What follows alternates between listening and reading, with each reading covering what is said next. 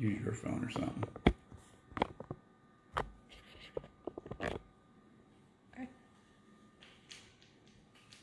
Okay, just waiting for 9 o'clock.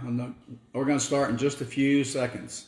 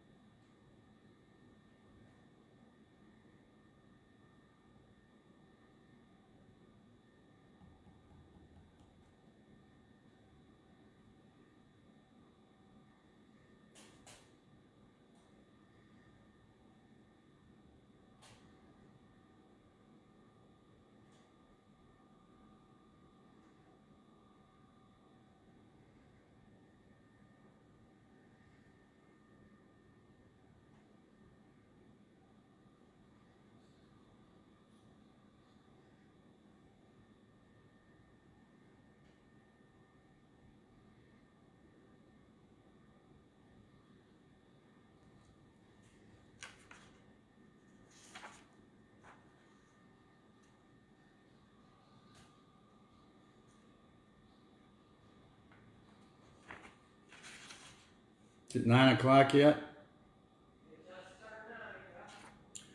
Good morning. It's 9 o'clock Central Daylight Time in Austin, Texas. Welcome to Wednesdays with Wayne.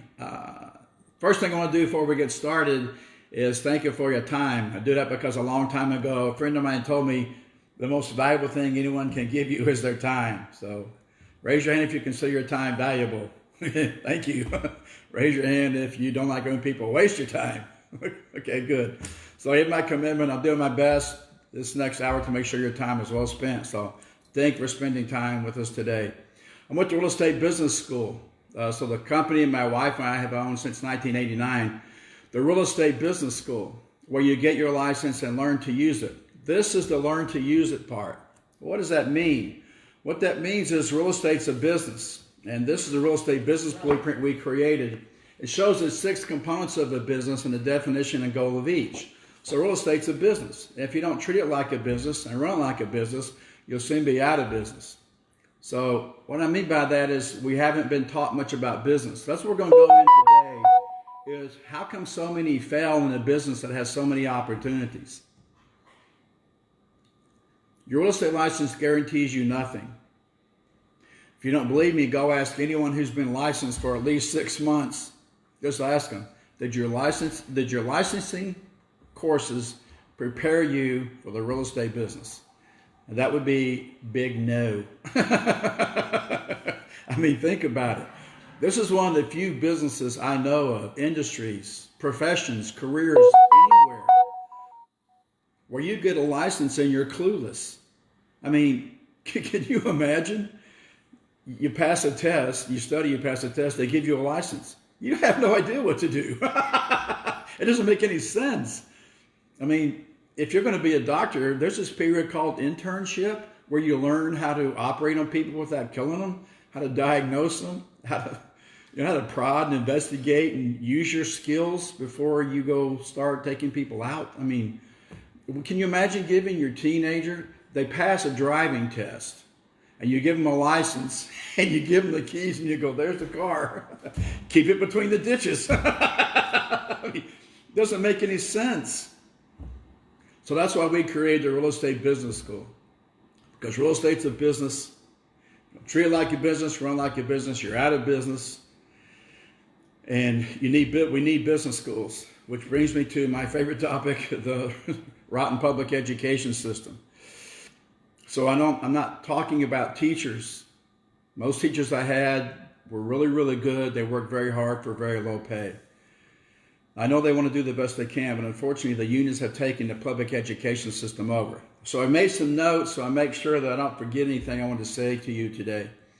So to get the most out of this, I may be referring to my notes from time to time to make sure I don't skip anything. So what's going to happen is as we go through life, we evolve. As one of my mentors, Bucky Fuller, said, this R. Buckminster Fuller, Bucky as he was fondly called, said humans are evolutionary events, constantly changing. So as you've been hearing me say, if you've been watching and listening to the last several episodes, the world is designed to change. And humans are designed to change. We're going through this huge disruption right now on a global scale with this pandemic. And some people get very emotionally strong. There's all these opinions and points of view and all. There's a lot of noise out there about what to do and how to do it. It's just change. Some people are saying it's good and some people say it's bad, and it's neither one. It's just change. And when things change, as I said, that's the reason this flip chart's up here. It's just a paradigm. And the paradigm is shifting on a global scale right now. It's going to create a lot of problems. It's going to provide a lot of opportunities. And all that is just a point of view. And so this is what we're going to go into today. So there are several steps in the steps of evolution of humans in business. This is what I've titled this talk today. So hopefully this will add some benefit to your day. And hopefully this is something that you can use going forward. So what happens is this is no basis in fact. It's simply my observations over decades of watching people and how they behave. So this is from the last class.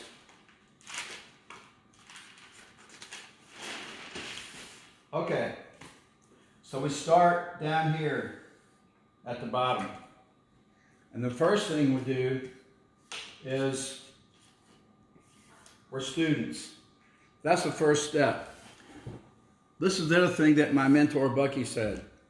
You were born a genius and meant to be an incredible success. And then you went to school and they de-geniused us. The school system is the only place I know of, the public education system in America especially, that punishes you for learning. How do you learn?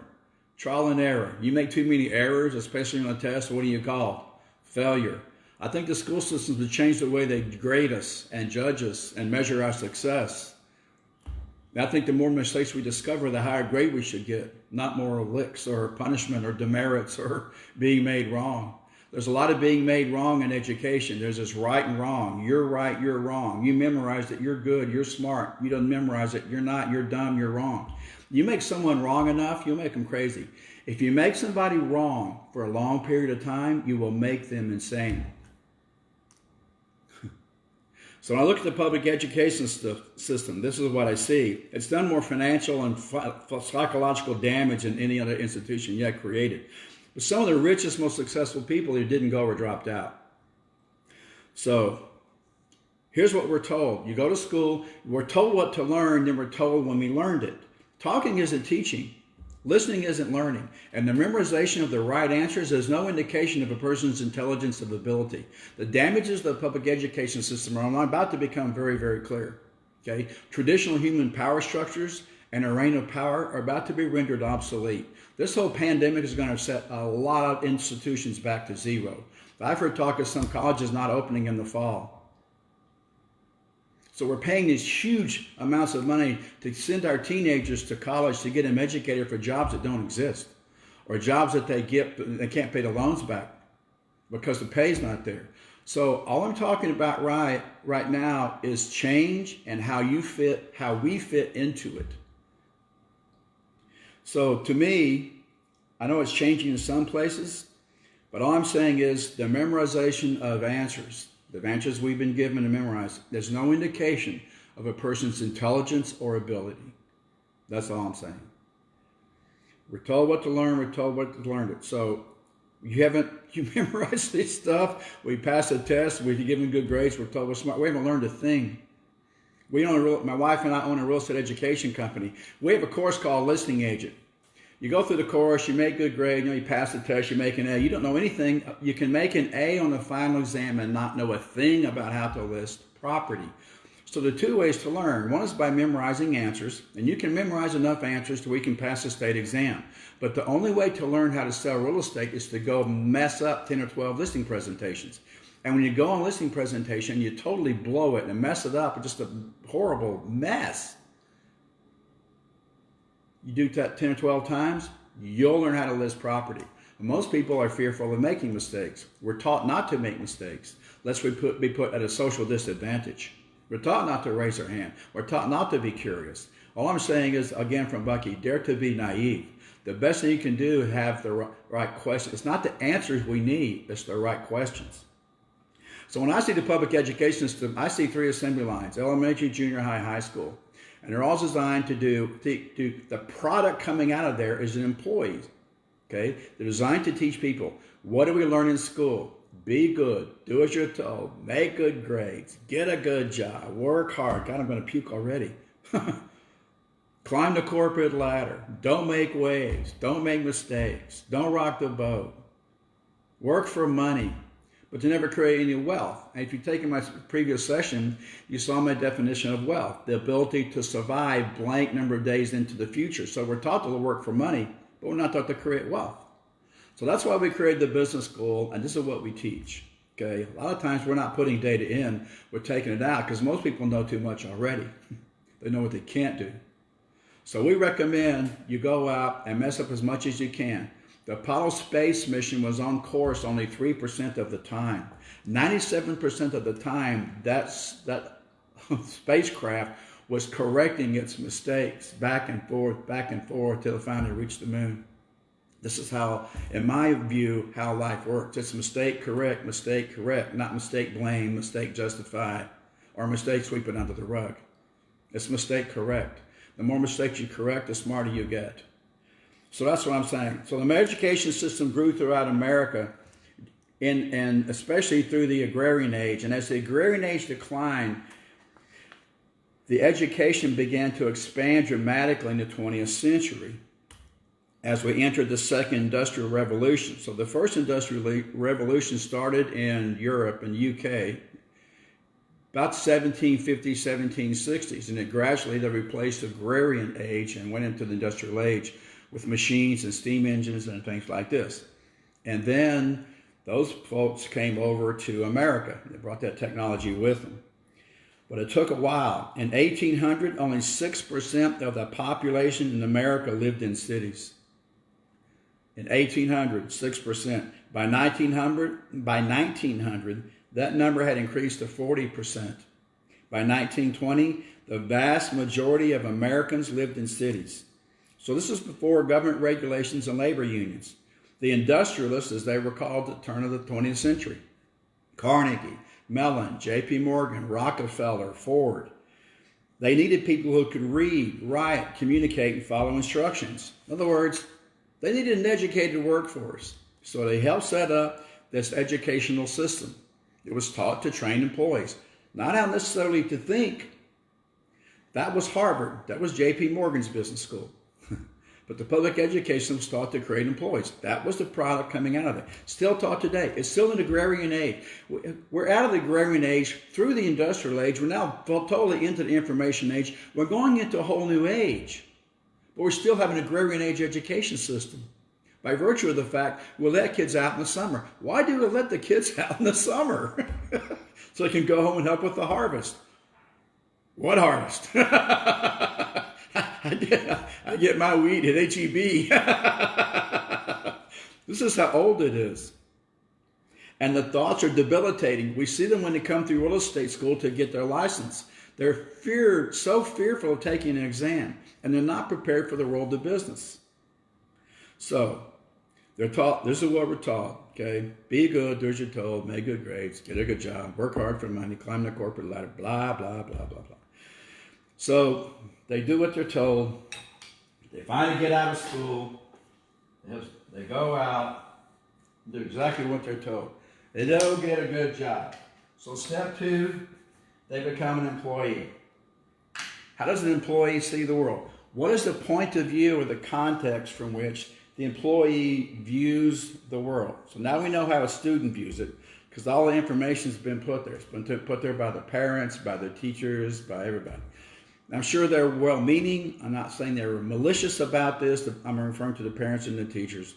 I'm not saying they were malicious.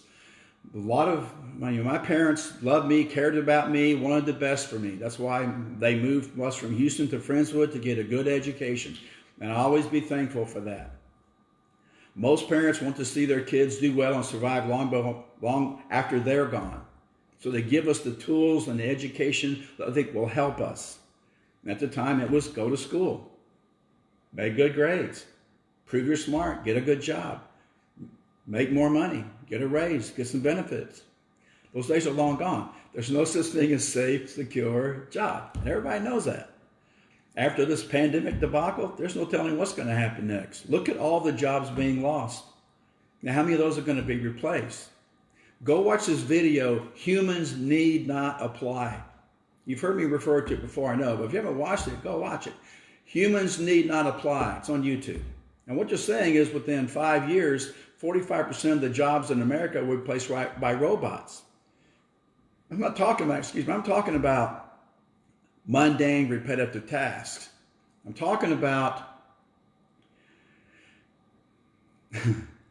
doctors could easily, take that easily, could be replaced by robots. Robots meaning computer. If you take a computer and you put artificial intelligence in there, which I think is a misnomer. It's not artificial intelligence, it's real intelligence. It's not artificial intelligence, it's just a misnomer. It's actually real intelligence. With artificial intelligence, what they're meaning is it takes all these scenarios and past searches and information and patterns and trends and all this, and it looks at all this information until it sees a pattern and can come up with the right answer based on all that information. It's not artificial intelligence, it's real intelligence. It's being amalgamated, assembled, and analyzed, and the answer comes up lots faster, a lot faster. So what they found is a lot of these supercomputers can program a better prescription that's more accurate, faster, than a doctor can with less mistakes. Look, we've got vehicles on the road right now. An 18-wheeler drove in the last few months. I don't know exactly the date, but it drove from California to Florida with no driver in it. 18-wheeler. So everything is changing. The largest real estate company in the world owns no real estate. Right? I don't know how long, if they're going to survive. Airbnb. Airbnb is on the brink of imploding. I don't know if you know that or not, but it is. The largest transportation company in the world owns no vehicles. Uber, also on the verge of imploding. So all I'm saying, ladies and gentlemen, is everything is changing. The world is designed to change. Humans are designed to change. What do humans resist the most? Exactly. So we're taught, and this is what employs how they see the world. Okay? What is my pay? What are my benefits? What's my raise? In other words, what are you going to do for me?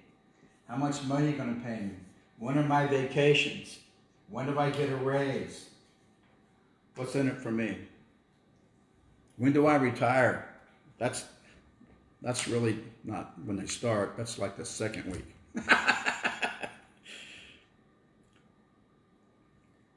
So the employees need them, got to have them. I've had some really good ones and some I wish I'd never met over the years. I'm sure they feel the same way. But right now we have a really great team because no one succeeds alone. So you need to have people on your team. But the employees, some of them, love what they do. They do a great job over decades. They're happy, they add value, and it works out great for them.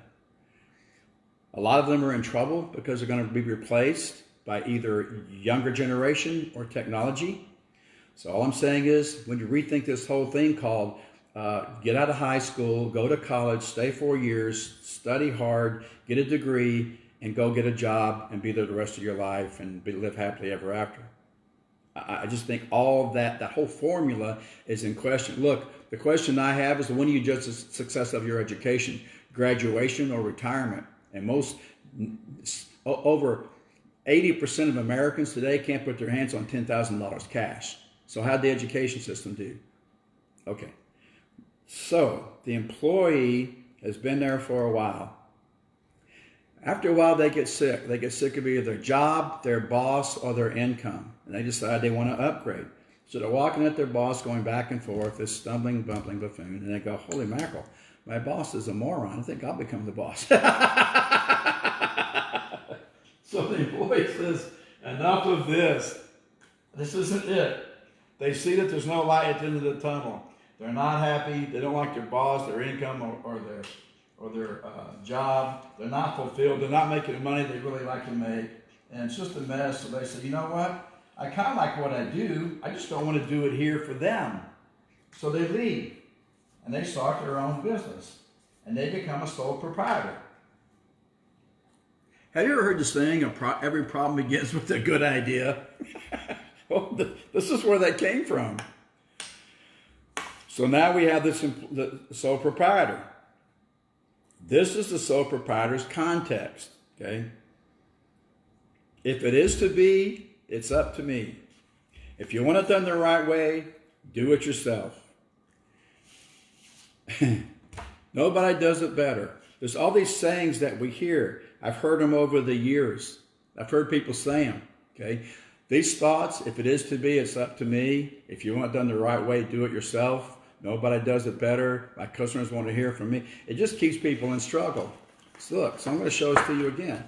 Again, this is the real estate business blueprint. It shows the 6 components of a business and the definition and goal of each. You can't do all this on your own. You can't. But that's what the school system put in there. Study by yourself. Take tests on your own. Cooperation is cheating. And the only way you get on in the world is to cooperate. Is to learn to cooperate with people. You got to learn to get along and put teams together. Have good vendors that support you in growing your business. Have good customers that come to your business. Have good employees. Have good employers. Have good products. Have good services. You got to learn to cooperate. You can't do it. No one succeeds alone.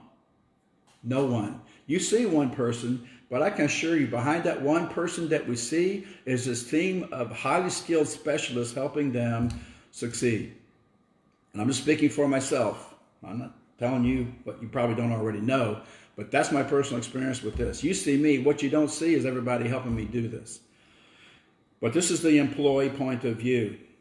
So they're stuck. Where are most real estate agents stuck? For you realtors watching. Most real estate agents, most sole proprietors, they're stuck right here in production. So they don't have time to market. They're not very good at sales because they don't like salespeople. They don't have great customer service. The books are a mess and they pay too much in taxes because they're doing it on their own. So production is where you don't want to be. Stuck. So this person rocks along. They go to some seminar, and their context is, I'm going to do it on my own. As Carly Simon would say, nobody does it better. Some wake up and think, this isn't it. I thought this is it. It's not it. See, just because you work at a restaurant, right? Let's say you're a great chef. Just because you're a great chef doesn't mean you know how to run a restaurant. So there's this mental transition from specialist to generalist. To do this, to build a business and understand the 6 components, the definition and goal of each and how they function and fit together, you've got to transition mentally from being a specialist, doing everything, working by yourself and doing everything on your own, to becoming a generalist. So the sole proprietor comes to this awakening over time. And they go, wow, I'm working a lot harder than I was at my job. I'm making less money. I don't get paid every week. They'd actually be better off if they had their old job back, because at least they get paid regularly and they'd have some benefits. And some of them wake up and they go, okay, I thought this was it. This isn't it. They go take some seminars. They go take some classes, they read some books, they listen to some podcasts about successful people and how they did it. And this is what I did. This is what most successful people do. They study other successful people because success leaves clues. And you can watch. It doesn't matter if the person you're emulating is a multi-billionaire and has a multi-billion-dollar conglomerate that spans the globe or not. It doesn't matter how big they are. They have skills and traits that we can use to build our business and help us get better. So this person looks up and goes, you know what? I need to do this differently. Could do it better. They go do all these seminars. They get smarter. They learn. And they make this next evolutionary step. And they go from sole proprietor to business owner. The business owner knows there's a difference. Huge difference between being a business owner and being a sole proprietor. So the business owner knows that they're better off on a team. This is their context. Where is my team? They know they're better off with people.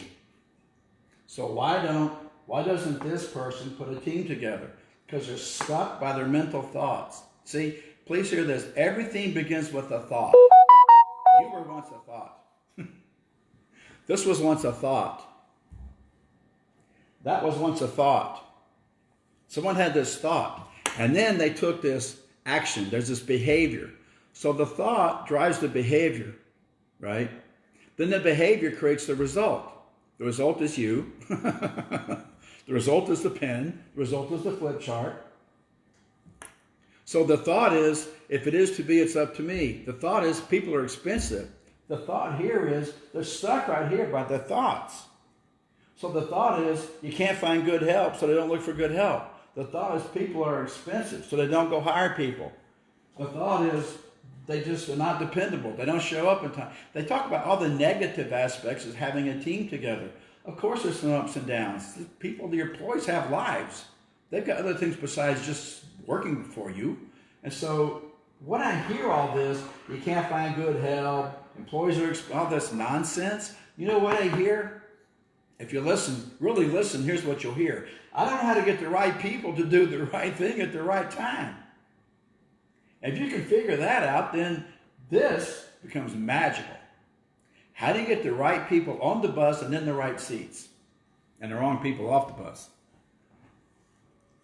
So the business owner knows that if they're going to build the business, they're going to need a team. They're going to need a team of highly skilled specialists who love what they do and get paid well for it. They design systems. The people run the systems and the systems run the business. People don't run the business.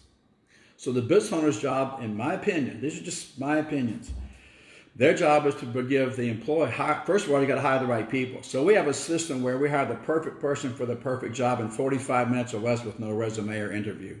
No resume, no interview. Don't bother reading resumes.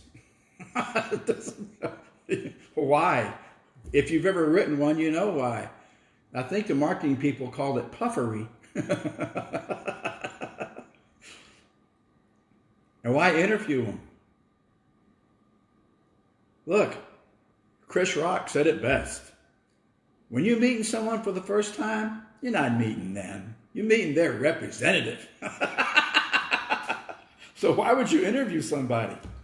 The first thing to do is figure out a system. So we have this system. Again, we hire the perfect person for the perfect job. The one we want filled.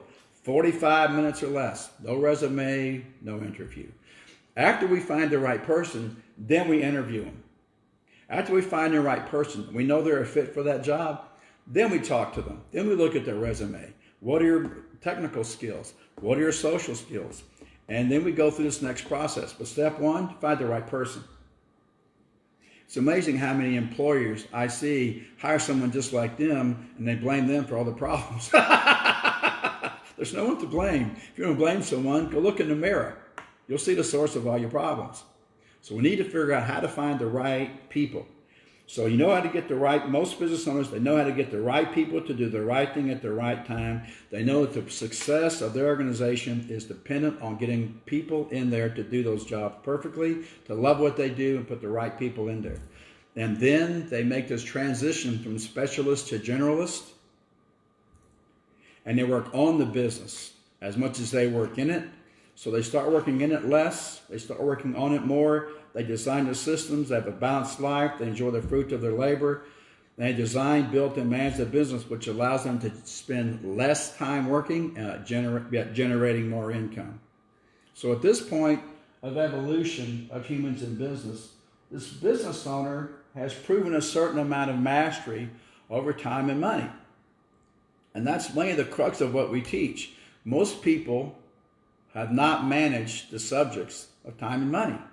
You can see them out there constantly running late, always running late. And constantly saying, I don't have time. I don't have time. Why don't you do this? I don't have time for that. I don't have time for that. So they're running late. They're short on time. They're short on cash because they've not mastered the subjects of time and money. By going through this evolution and going up these steps and working on yourself, mentally, spiritually, emotionally, physically, and financially, we evolve and we get better and better and better and better. And next thing you know, we're doing so much more with so much less. Life is getting good. We've got a great business that has great product or service. We've got great people around us. We do good things for our community. We help those in need. We give back. And life works because we've figured some of this out. And mainly, it's the mastery of time and money and how to deploy those resources properly. The biggest responsibility of the business owner is how to deploy those resources, time, energy, and money, and what's the return off of those. So they figure this out. They're doing great. Your business is virtually on autopilot. Life is good. So that's the difference between sole proprietor and business owner. These characters evolve. They decide to expand. So they go to the next level of evolution. They become entrepreneurs. Entrepreneurs have the drive, desire, creativity to get their businesses up and running. So they'll buy businesses. They'll own several businesses. They get them up and running and they go. Get them up, get them running, sell them. Get them up, get them running, sell them. They'll look at value-add, distressed businesses they can add value to. Because of all the education they've gotten going through these steps and becoming good business owners, now it doesn't matter what the product or service is. Entrepreneurs can look at a business, analyze it, and figure out what's it doing right, what's it doing wrong, what's the value, how do we acquire that business, how do we add value to it, and then sell it.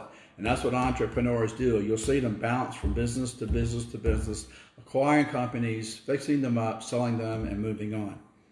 And so the entrepreneur's context, or where they see the world, is buy it, build it, sell it. Build it and sell it. So they go along and they build these empires. One of my favorites is a character from Houston, Tillman Fertitta, great entrepreneur. This guy's incredible. I think he owns like 600 restaurants. Owns the Houston Rockets. He's just a wild man. He's so incredible to listen to and inspirational to listen to and watch. And the things he does and the things he's done, he's, in my mind, classic example of the entrepreneur who's figured all this stuff out. So they're educated in capital markets. They know how money flows. They know how business flows. They know how to put teams together. And they're playing at a very high level. The next step, go along. And they're still evolving as well. And the next step of evolution of humans in business is investor. Which is almost kind of like what Tillman really, I guess, could be called. And what context, or how do investors see the world? What's the context they view everything from? The context here is, what is my return on my investment? So they invest in multiple businesses. A lot of them will use the model that most of the wealthiest people in America use. They make their money in their businesses, but they hold it in real estate. So they're going to be investing in businesses and real estate, and they've got a team together to understand capital, how it flows, understand businesses and how they work. They raise and deploy capital for one reason, that's to make a return on it. A lot of your residential realtors wake up to this fact. They realize that they're going from deal to deal, commission to commission, paycheck to paycheck. They realize that they stop working, their income stops. So this is what we call our 3-step success system. Get your license, build your business, invest your profits. It takes 3 types of education: technical, business, and financial. I've seen realtors painfully, sadly so, work 15, 20 years in the real estate business and never put anything in their asset column. staring right at the greatest source of wealth in the world, American real estate. Never buy one piece of it. Happy to sell it to somebody else and take their 3% commission. You're never going to get rich 3% of the time, especially if you're paying your broker, which you are, the IRS, which you better, and your expenses out of that 3. It's not going to happen. You make a lot of cash, but as soon as you stop working, your income stops. What kind of business is that? That would be not a good one. So the question I always ask is it sustainable? There are a lot of questions, but the main one is, if I stop working today, would my income stop? And if you don't have multiple income streams, I think you put yourself at risk. Now, a lot of people have been playing it safe because they didn't want to take any risk. Now everything they own is at risk because they played it safe. They don't know how to mitigate or manage risk. The great thing about learning to invest is you manage risk. If you can understand how to manage risk, here's the big myth, okay? Most entrepreneurs and investors, they don't take risk. They learn how to manage it and mitigate it. You ask this person over here, why don't you go buy an investment property? Oh, it's too risky. That's just someone who's not educated enough to understand the ins and outs of investing. They don't have a financial education. They may have good grades at school and they're great employees, but they don't have the financial education to take care of their families properly. So they go from paycheck to paycheck looking for a raise. Oh my goodness, I had a guy come in the other day. I said, what's going on with you? He goes, I'm going to go back to college and get another degree. I said, why? He said, so I can get a raise. You get a better paycheck. I want to get a better job and make more money. I said, you understand that's like scrambling for deck chairs on the Titanic. Going back to school to get another degree, to get a better job, to get a better, that's insane. I said, well, how old are you? So he tells me it's in his 50s. I said, well, how's that work for you so far? He kind of looked at the ground and started shuffling his feet. I'm like, look, I'm not trying to wear you out. I'm just saying, repeating the same formula over and over and over, there's a word for that. It's called 2 words. Actually, it's called behind bars. So this is the key, okay? Focus on what works. If it doesn't work, stop doing it. If it works, repeat it over and over and over until you master the subject. And what investors have mastered: time, money, capital markets, how to look and add value, how to find deals and add value. So I see these realtors that work for years and never buy a piece of real estate, staring right in front of it. What I mean is this: insider trading is legal in real estate. I'm not trying to say it's okay to cheat, It's not. It's not. What I'm saying is, when you get licensed and you join your local board, what we as real estate brokers have access to is this club called the Multiple Listing Service. You know what's in there? All the sold properties the public can't see. So what do we know? We know how to attach value to the asset. If you can attach value to the asset, then you know. And what you know is, if you pay too much and you borrow too much, you're in trouble if you lose your job or the economy corrects. Now, to me, that's risky. Very risky. So when's your profit made in real estate? Those of you that are investing, you know the answer to this. It's when you buy. So all this stuff about don't leverage or over leverage. Don't pay high interest rates. It's not interest rate driven. It's not leverage driven. You don't need cash. You don't need credit. All we need is a more, better, tailored education. Not a catch-all, memorize the answers, but a practical, work education. What works?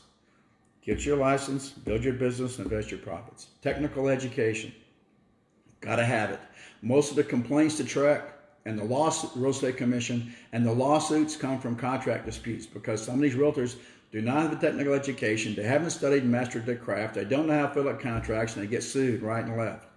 Technical education is extremely important, but I've been on hundreds of listing presentations. I've never had a seller ask me how many square feet are in an acre.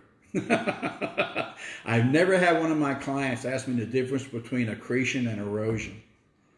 So what does my client want to know? My home seller. The client I'm going to represent to sell their home. What do they want to know? Are they going to know if I can market it? Yes. Are they going to want to know if I can sell it for top dollar? Yes. Are they going to want me to negotiate best price and terms for them? You betcha. So what I'm hearing the market say is, I don't care about your state exam score. I want you to have a business education. And if you want to really get rich in real estate, you understand you have to have a financial education. How do you measure ROI? What is a gross rent multiplier? What is cash on cash return? What's a cap rate? What's an internal rate of return? What's return on equity? So your investors out there know that when it comes to real estate, there's two ways, a lot of ways to measure the value of it. In residential, you have a market analysis. The comps are in MLS, sold properties. So what do we know? When you do a listing presentation, you have three types of value, three different comparable properties. So you have your subject property, and then you have these other properties. One category is other listings that are active in the area. What are they selling for? The other type of property is homes that are similar to this one that have expired. Why would a home expire in one of the hottest markets we've ever been in? Two reasons. Overpriced, undermarketed. Sold properties. What's the definition of fair market value? Fair market value is what a willing buyer will pay and a willing seller will sell for, neither one being under duress. What's an MLS? All the sold properties. What does that tell us? What buyers are willing to pay. What does that really mean? The true value. Once you establish value, now you've got a starting point. You've got a benchmark. What is the value of that piece of property? So here's how you obtain the value. You do a market analysis. You compare these, the comparison approach. So one way is a CMA, or what us as real estate realtors and brokers call comparative or comparable market analysis. And that's how we do them.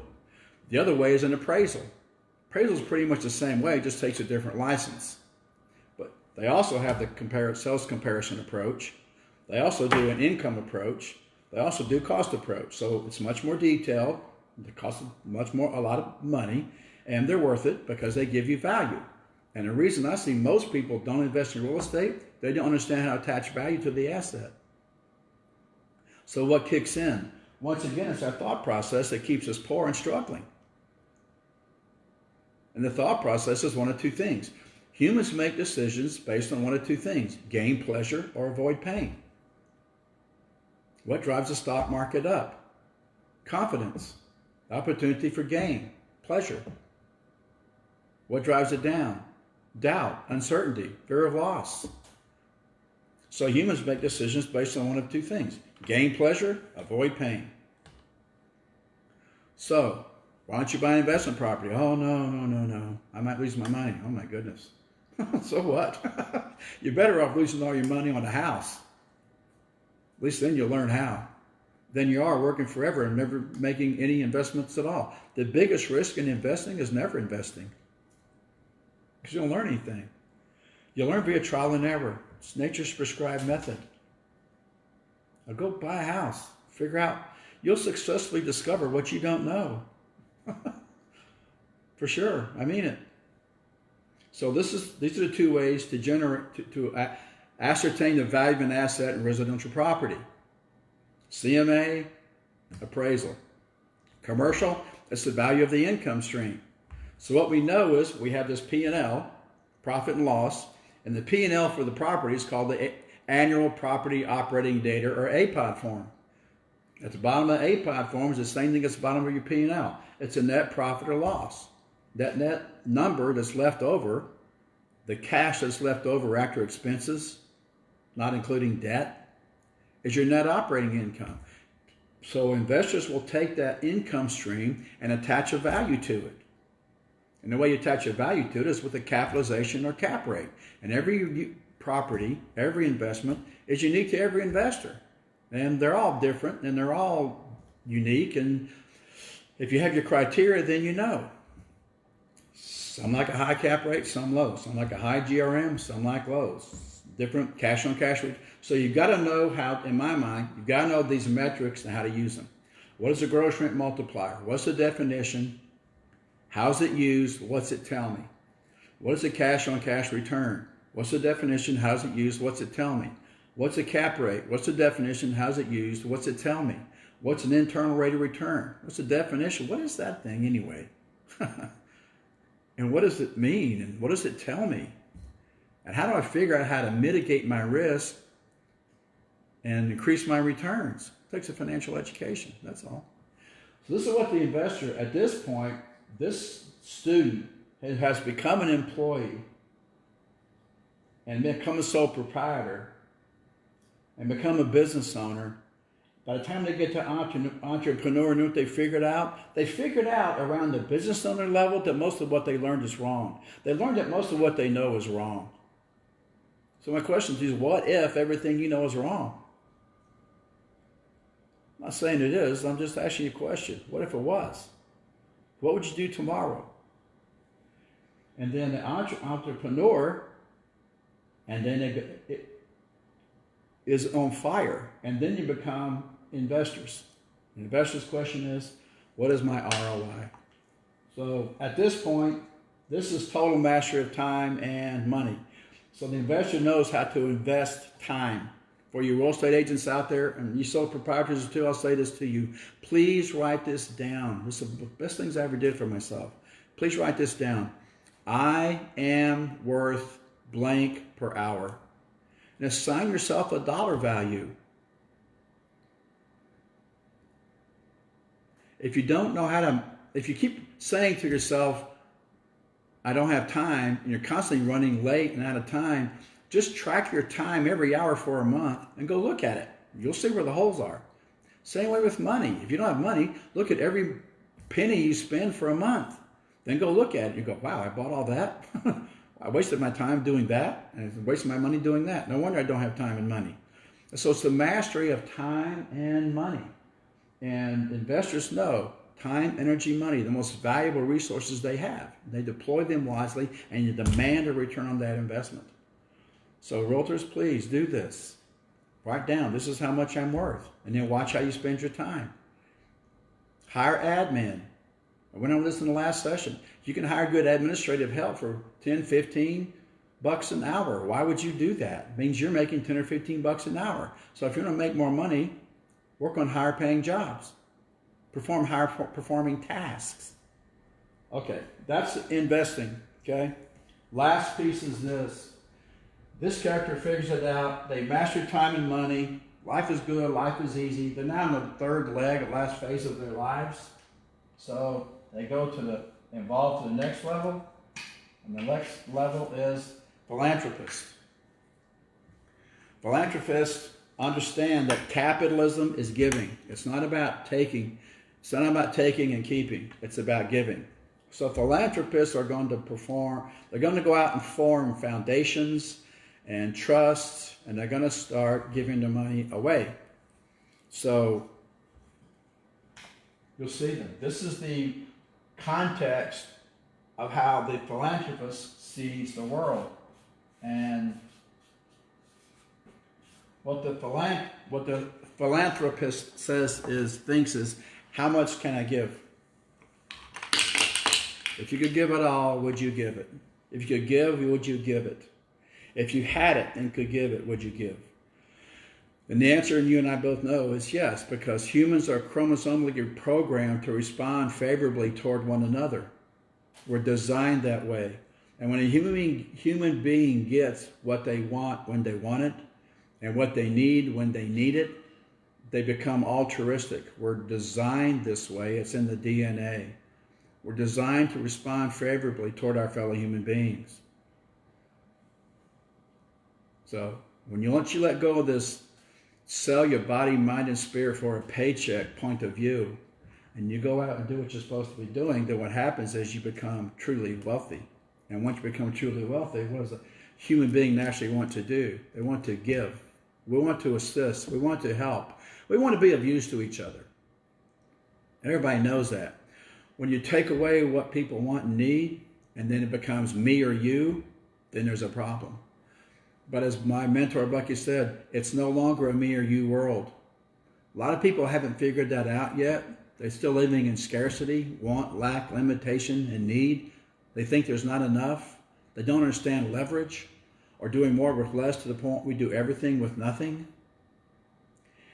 Instead of living in a world of abundance, they choose this other world, want, lack, limitation, need. The only place scarcity exists is in people's minds. It doesn't exist in the real world. I know I saw President Trump, who wanted to get our oil prices up by creating scarcity.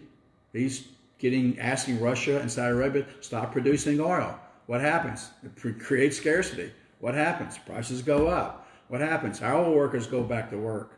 10 million oil industry workers go back to work. We pay more at the pump, but they go back to work. So it's no longer a me or you world, according to Bucky. It's now a me and you. The question is, how do we learn to cooperate? Or we're going to kill each other in the name of money or God. And that was his big thing. That's what he would write about. That's what he said. It's a great experiment.